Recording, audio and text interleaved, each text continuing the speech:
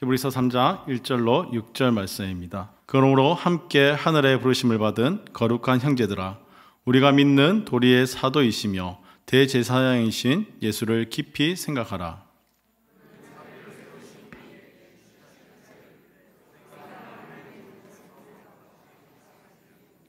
그는 모세보다 더욱 영광을 받을 만한 것이 마치 집 지은 자가 그 집보다 더욱 존귀함 같으니라.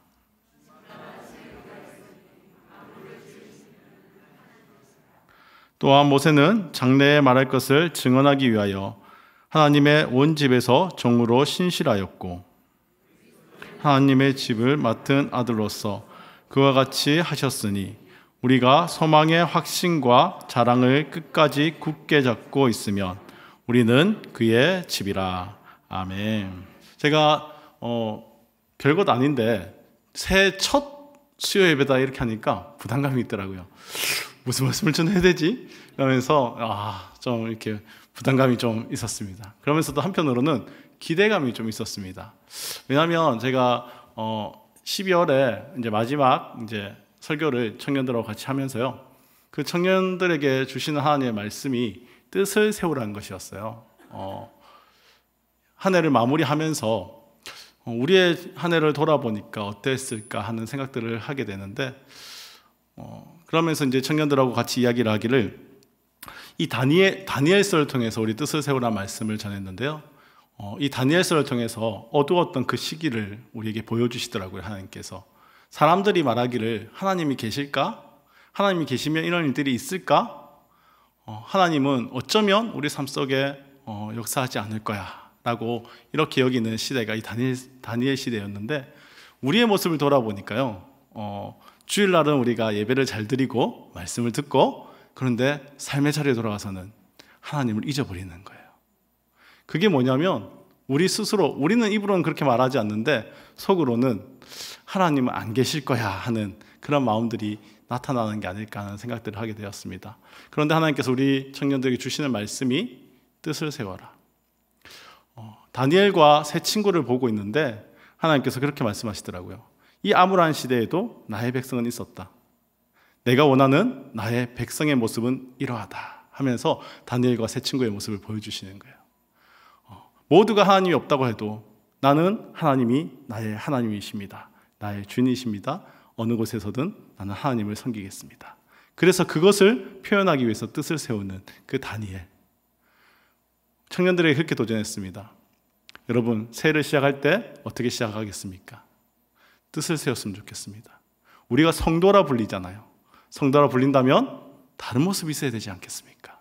구별되어지는 모습이 있어야 되지 않겠습니까? 나는 어떠한 모습으로 구별된 모습을 보여줄지 뜻을 세워보세요 라고 권면했던 것 같습니다.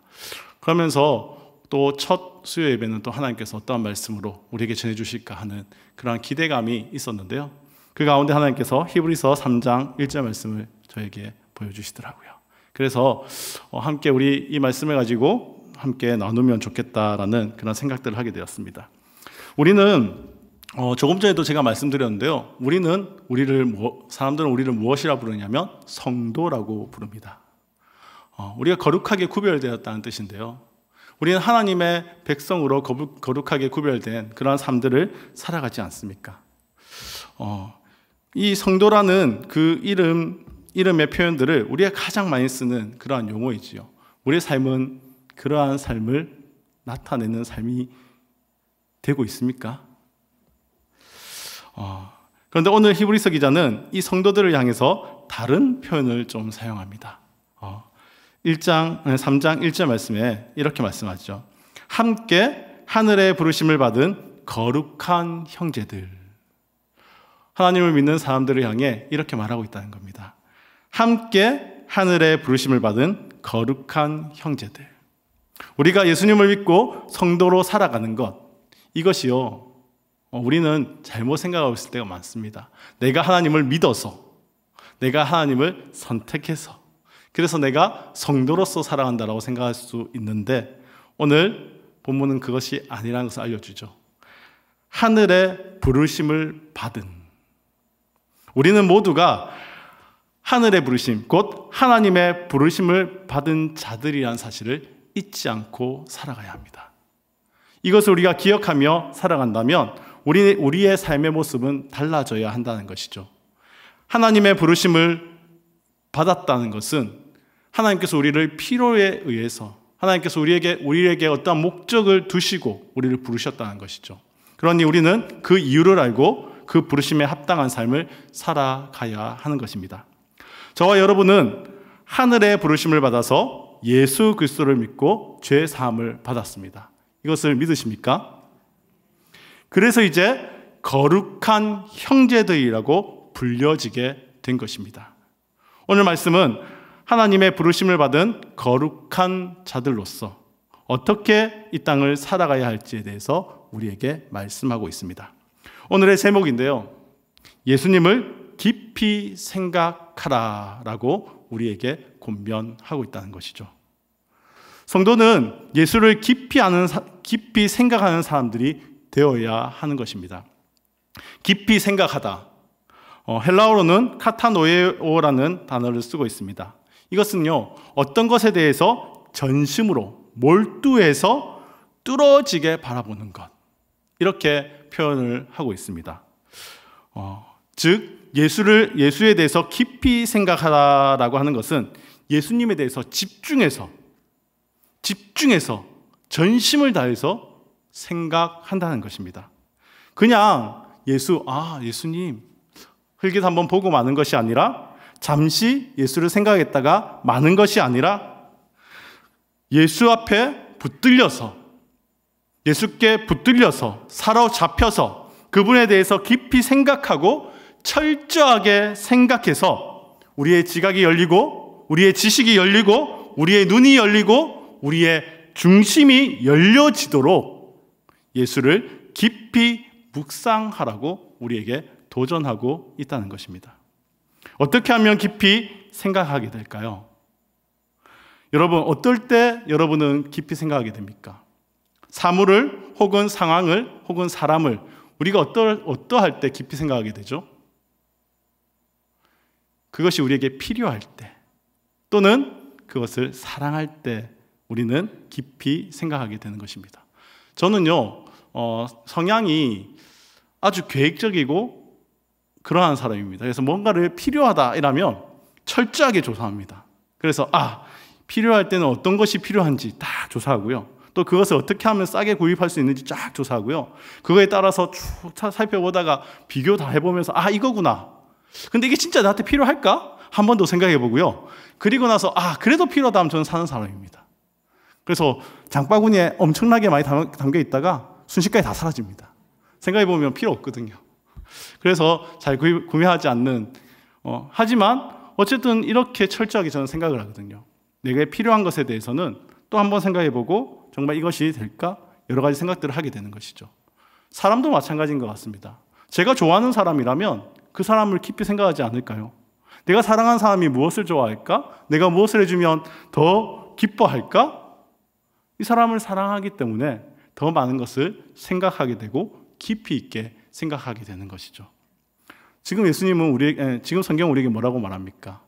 예수를 깊이 생각하라라고 우리에게 말하고 있습니다. 우리 예수님이 그러셨기 때문이죠. 우리를 깊이 생각하셔서 우리가 죄인 되었을 때 사람들을 죄로부터 구원하시기 위해서 사람의 몸을 입고서 이 땅에 오실 정도로 우리를 깊이 생각하신 분이라는 것입니다. 그리고 그 하나님이 우리를 향한 그 깊이 생각하심은 그것으로 끝나지 않았다는 것이죠. 우리는 예수 그리스도를 깊이 생각하지 않지만 그럼에도 불구하고 예수님은 여전히 우리를 깊이 생각하시고 우리를 사랑하신다는 것이죠. 우리를 집중해서 바라보고 계시는 것입니다. 히브리서 기자는 예수님께서 우리를 생각하듯이 우리도 예수 그리스도를 믿는 도리의 사도요 대제사장으로 깊이 생각하라고 권면하고 있습니다. 사도, 아포스톨로스라는 원어를 사용하고 있는데요. 그 뜻은 보냄을 받다는 뜻이죠. 예수님께서는 스스로를 하나님 아버지로부터 보냄받은 자라고 우리에게 늘 이야기해 오셨습니다. 그리고 그러시면서 하시는 말씀이 요한복음 5장 17절 말씀에 예수께서 저희에게 이르시되 내 아버지께서 이제까지 일하시니 나도 일한다 하시매라고 이야기하셨다는 것입니다. 보내심을 받은 자들이 할 것은 자신을 보내신 자, 그 보내신 자의 일을 감당하는 것입니다.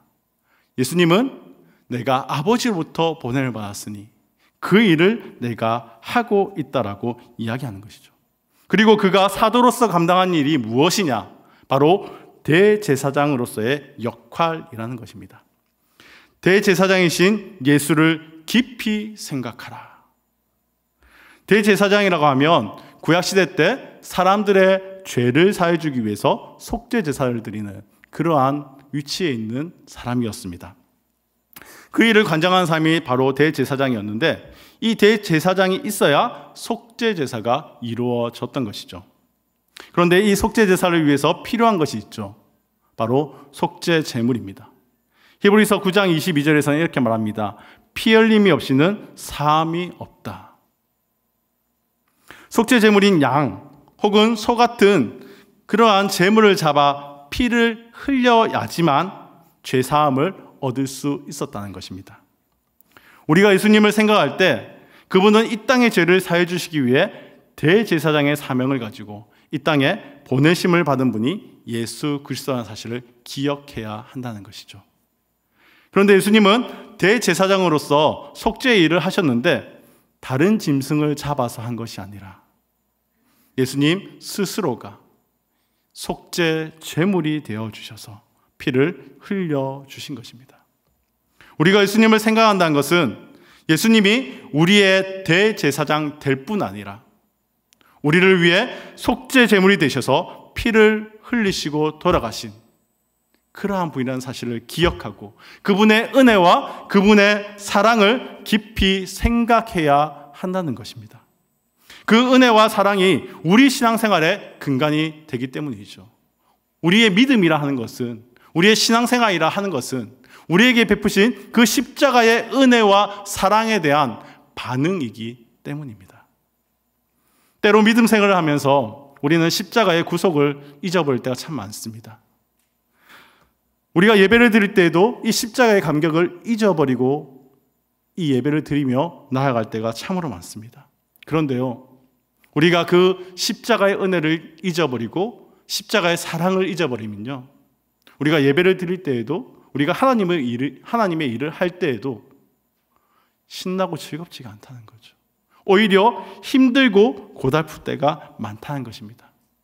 하지만 그리스도의 십자가의 은혜를 기억하면, 우리가 그것을 기억하며 살아갈 때에는 우리가 예배와 믿음의 삶에 감동이 있고 생명력이 살아나게 되어 있습니다. 늘 예수 그리스도의 대속의 은혜를 깊이 생각하며 회복의 삶을 살아가는 것, 그것이 성도의 삶이라는 것입니다. 사랑하는 성도 여러분, 우리가 예수를 깊이 생각합시다. 우리를 사랑하신 그 하나님의 은혜와 사랑을 깊이 생각합시다. 그리고 우리 삶 속에서 다시 회복의 역사가 일어날 수 있기를 간절히 소원합니다. 또한 예수를 깊이 생각하는 것은 예수님을 하나님의 집을 맡은 아들로서 생각하는 것입니다. 2절부터 보면 하나님의 집에 대해서 계속해서 이야기하고 있는 것을 우리는 보게 됩니다. 구약시대의 하나님의 집은 이스라엘 백성들이었습니다. 이스라엘 백성들은 하나님의 부르심을 받아 하나님의 집이 되었죠. 하나님의 집으로서 그들은 하나님이 주인 되시는 그러한 거룩한 삶을 살아야만 했습니다. 유대인들은 모세는 하나님의 집의 신실한 일꾼으로 또는 종으로 신실한 사람이었고 유대인들은 그러한 모세를 위대하게 보았다라고 히브리 기자는 이야기하고 있습니다. 그런데 예수님은 이 모세와 비교할 수 없는 분이라는 것입니다. 예수님은 하나님의 집을 만드신 분이라고 또한 이야기합니다. 구약시대에는 이스라엘을 하나님의 집으로 삼으셨지만 신약에 들어와서 하나님은 예수 그리스도를 믿고 구원받은 자들을 통해서 하나님의 집을 만듭니다. 그 집이 바로 교회인 것이죠. 에베소서 1장 22절에서 23절 말씀은 이렇게 말합니다. 또 만물을 그 발 아래 복종하게 하시고 그의 만물 위에 교회의 머리로 주셨느니라. 교회는 그의 몸이니 만물 안에서 만물을 충만케 하시는 자의 충만이니라. 하나님의 집에서 예수님은 어떠한 존재이냐? 하나님의 집을 만드신 분일 뿐만 아니라 하나님의 집을 맡은 아들이라고 본문 6절은 우리에게 이야기합니다. 성도는 하나님의 집을 이루는 존재들입니다. 그리고 하나님은 하나님의 집인 성도들을 예수 그리스도께 맡기신 것입니다. 이제 예수 그리스도께서 집된 우리를 맡아주신다고 했으니 우리가 하나님의 집으로 살아가기 위해서는 예수께 우리의 삶을 맡기고 살아가야 하는 것입니다. 하나님의 집을 맡으신 예수 그리스도의 원하시는 뜻대로, 그분께서 우리에게 원하시는 뜻대로 우리의 모든 것을 맡기고 그분의 뜻대로 살아갈 때 성도의 삶과 교회가 주 안에서 아름답게 지어져 가는 줄 믿습니다. 우리가 예수 그리스도를 생각한다는 것은 우리의 삶을 맡겨드리는 것입니다.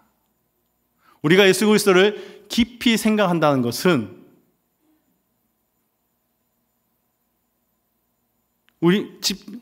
하나님의 집된 우리를 맡으신 그 예수께 모든 것을 맡기고 그분의 뜻대로 살아간다는 것입니다.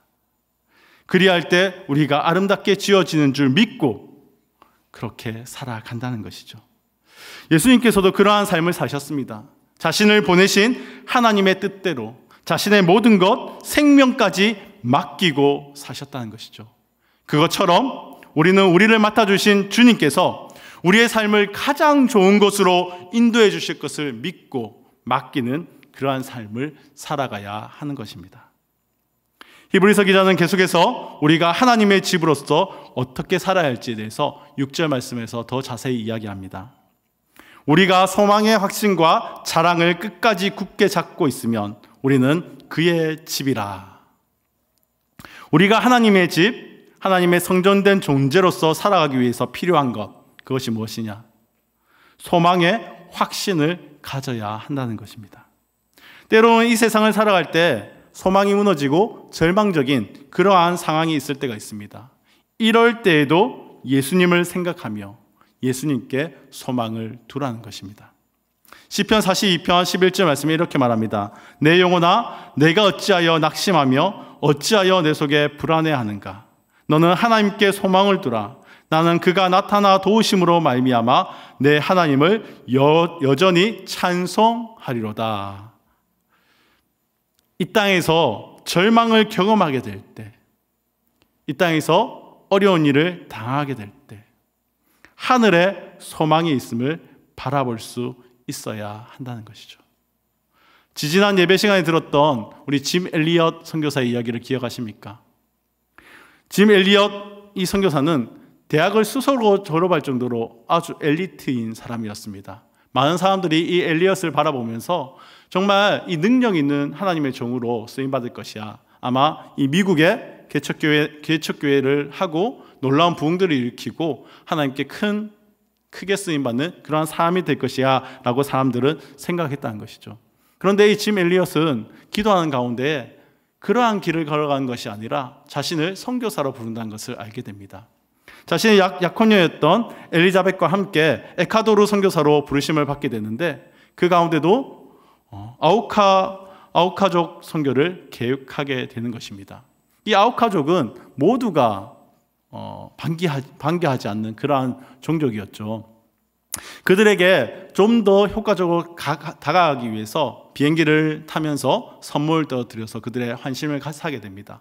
어느 정도 시간이 지나고 짐 엘리엇은 그들과 접촉하기 위해 착륙을 하게 되죠. 그리고 그들과의 접촉이 이루어지게 됩니다. 그런데 그 접촉은 이 선교사들을 무참하게 살해하는 결과로 나타나게 되는 것이죠. 이것을 바라보면서 기자들이 그렇게 이야기했다고 하지 않았습니까? 이 죽음은 불필요한 낭비라고 말했죠. 모두가 피하는데 왜 그곳을 찾아갔느냐? 이것은 불필요한 낭비야라고 그렇게 기사를 쓰게 되었던 것이죠. 그때 엘리자벳이 기자에게 이렇게 말합니다. 낭비라니요. 내 남편은 어렸을 때부터 이 순간을 위해 준비했던 사람입니다. 내 남편은 이제야 그 꿈을 이룬 것뿐입니다. 제게 다시는 영원히 썩어지지 않을 것에 바치는 희생을 어리석다 말하지 말아주세요. 짐 엘리엇과 엘리자벳은 보이지 않는 세상에 소망을 두고 살았던 것입니다. 보이지 않지만 확실한 그 하나님의 나라와 예수 그리스도께 소망을 두고 산 줄 믿습니다. 우리가 예수 그리스도를 믿는다는 것은 바로 이 예수 그리스도께 둔 소망을 끝까지 붙잡겠다라는 것입니다. 그리고 자랑을 끝까지 굳게 잡으라고 본문은 또 우리에게 이야기합니다. 우리가 예수 그리스도를 믿음으로 그에게 소망을 둘 뿐만 아니라 그분이 하신 일들, 그분이 우리에게 행하신 일들, 그 일들을 자랑하는 것이 바로 성도라는 것입니다. 하나님의 집으로서 해야 할 일이 이러한 일이라는 것이죠. 예수 그리스도의 복음, 소망은 우리 안에만 머무는 것이 아니라 다른 사람에게도 자랑거리가 되고 전도의 내용이 되는 것입니다. 예수님을 깊이 생각하는 사람이 하는 일은 그 예수님을 자랑하는 일일 것입니다. 예수 그리스도의 구속의 은혜와 소망이 내 안에 넘쳐나기 때문에, 내 안에 차고 넘쳐 흐르기 때문에 그것을 다른 사람이 볼 때에는 자랑이 되는 것이죠. 말씀을 정리하려 합니다. 성자 아우구스티누스가 어느 날 꿈을 꾸었다고 합니다. 천국문에 이르자 문지기가 이렇게 묻습니다. 당신은 누구요? 그러자 아우구스티누스가 말합니다. 저는 예수 믿는 사람입니다. 그러자 문지기가 이렇게 말합니다. 내가 보니 당신은 예수 믿는 사람이 아니요. 당신 머릿속에 예수님의 말씀은 별로 없고 온통 철학자의 지식으로 가득 차 있어. 당신은 철학자일지는 모르지만 예수 믿는 사람은 아니요. 깜짝 놀라 잠에 깬 아우구스티누스는 그 이후로 굳게 결심을 하게 되었다고 합니다. 그렇다. 나는 예수 믿는 사람이다. 나는 예수 믿는 사람이다. 이제는 예수 믿는 사람답게 그리스도와 그 말씀만 생각하리라. 우리가 예수 그리스도를 깊이 생각하게 되면 예수 그리스도의 말씀과 삶이 우리 안에 들어오게 됩니다. 그러면 내 안에 있는 그 예수 그리스도가 내 삶을 통해 나타나 보여지게 된다는 것이죠. 이 세상에 생각할 것이 참 많이 있습니다. 그런데 세상의 것을 깊이 생각하면 염려와 걱정이 우리에게 생기게 됩니다. 나를 서운하게 한 사람을 깊이 생각하면 미움만 우리 안에 가득 차게 됩니다. 세상의 물건을 깊이 생각하면 그 우리 안에 탐심이 생겨나게 됩니다. 하지만 예수 그리스도를 깊이 생각하면 우리 안에 소망이 생겨나고 자랑이 되는 것입니다. 간절히 원하기는 다른 그 어떤 생각보다 예수 그리스도를 깊이 생각하시는 그러한 한 해가 되시기를 소원합니다. 사실 이 말씀을 전하면서 좀 미안하기도 했습니다. 적어도 오늘 이 자리에 계시는 우리 성도님들은 그렇게 살고 계시잖아요. 오히려 이 말씀을 듣고 예수를 깊이 묵상해야 된 분들은 이 자리에 나오시지 않거든요. 그런데 왜 하나님께서 이 말씀을 우리에게 주실까? 왜 우리에게 예수를 깊이 생각하라 하실까라고 생각했을 때 그런 마음이 있더라고요. 보여주라는 것입니다. 예수 그리스도를 깊이 생각하는 사람이 얻게 되는 기쁨, 예수 그리스도를 깊이 생각하는 사람이 가지는 감사, 예수 그리스도를 깊이 생각하는 사람이 가지는 소망을 사람들에게 보여주라는 거죠. 우리가 예수 그리스도를 깊이 생각함을 통해 우리가 그것을 나타내 보여줌을 통해 세상에 자랑하고 예수를 흘깃 바라보는 그러한 썬데이 크리스찬들에게 우리가 보여줄 수 있기를 원합니다. 오늘 예배에 참석하신 모든 성도님들이 그리스도께서 이 땅 위에서 바로 지금 여기에서 이루고자 하셨던 그 삶을 재현해 내시고 예수 그리스도를 깊이 생각함을 통해 여러분의 삶을 통해 하나님이 드러나게 하셔서 예수의 삶을 살아가며 행복한 교회를 세워가는 그러한 일들이 일어나기를 주님의 이름으로 축원합니다.